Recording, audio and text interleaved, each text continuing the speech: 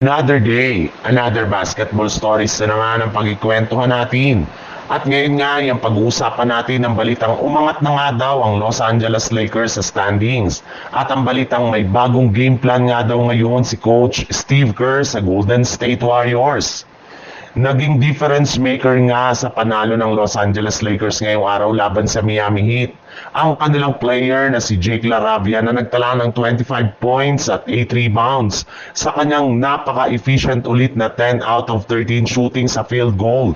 Kasama na dyan ang kanyang mga clutch basket sa fourth quarter na siyang pumigil sa gagawin sanang comeback ng Miami Heat. Rin dyan, malaki rin naman nga ang impact nito sa depensa since siya nga ang tumatao kay Andrew Wiggins na siyang masyadong struggle ngayong araw sa kanyang shooting.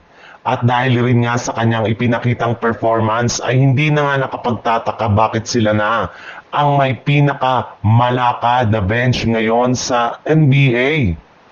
At kasabay ng pagkapanalo ngayon ng Lakers ay umangat na nga sa 5 wins at 2 losses ang kanilang record sa standing ng Western Conference na may kasamang 3-game winning streak. At kapag nagpatuloy pa nga ang kanilang panalo, ay hindi malabo na maging top 1 na sila sa mga susunod na araw.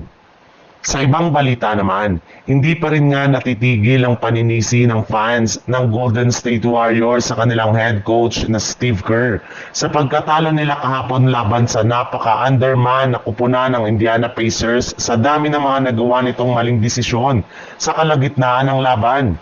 Isa na nga dyan ay ang pagbangko niya sa kanilang superstar na si Stephen Curry ng almost 11 minutes sa second half na siyang naging dahilan ng paglamig nilang bigla ng kanilang shooting. Ito na nga ang mismong rason ng kanilang pagkatalo. Pero meron rin naman yung dahilan sa likod ng ginawang ito ng kanilang head coach.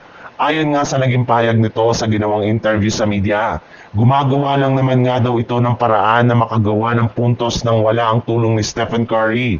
Hindi na rin naman nga siya dumidepende na parate sa kanilang superstar bilang paghahanda kung sakasakali man na mawala ito sa kanilang lineup sa mga susunod nilang laban. Gusto nga niya na mapa-improve ang kanilang scoring at opensa sa tuwing out si Curry.